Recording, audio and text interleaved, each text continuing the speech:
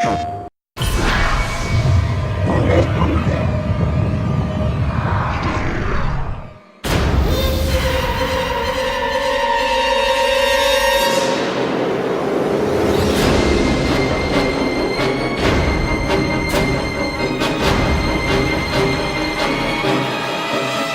role of music in a video game is even really more important than the role that it has in film or television, because you're trying to score the heartbeat of the player, the level of anxiety of the player, just as much as you're trying to score the dramatic situation that's happening in the game.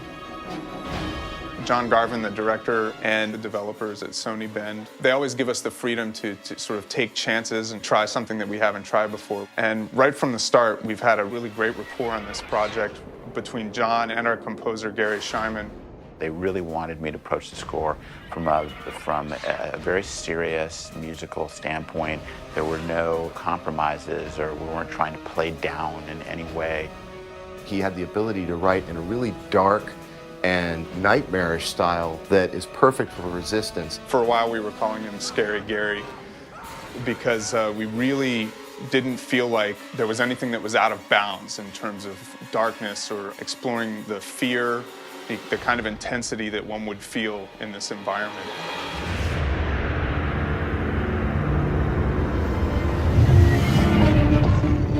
Video games are one of the most creative places for a composer to be right now. The technology is changing. You're using samples and even synths, creating an orchestral sort of palette of sounds. And over that, we're adding live players, especially brass, bringing emotion and bringing intensity that the samples just can't, create. The term is hybrid orchestration. There is just something human, something really amazing when you have a really fantastic group of musicians. Well, the guys from Sony are in the booth, and they're very helpful. They know music, they know this score intimately. They are all musicians. They have been doing this over and over and over again, and they've found techniques and the shortcuts and ways to make the music and use it in the most effective way.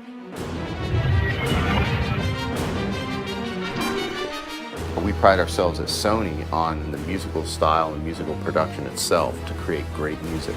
But on the other side, working really hard to integrate that music successfully into the game.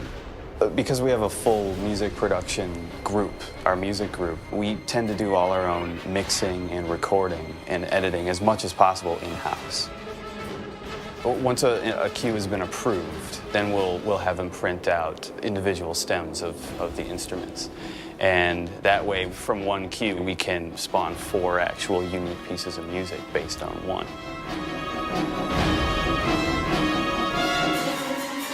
To us, the PSP is exciting because it's even sort of a more personal experience. On the PSP, a lot of players play with the headphones in, so we've got this direct line right into their head with our music. We're hoping that people have a reaction that they feel frightened, they feel moved, they feel a bit awe-inspired.